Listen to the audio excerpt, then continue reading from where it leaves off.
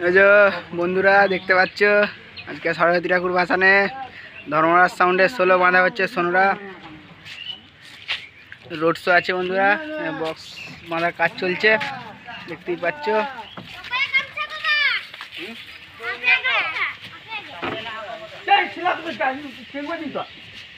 একটু পরেই বাজার ভিডিও আসবে বন্ধুরা, দেখতে হবে। চং মেশিন সব রাখা আছে, মানে ইঞ্জিন।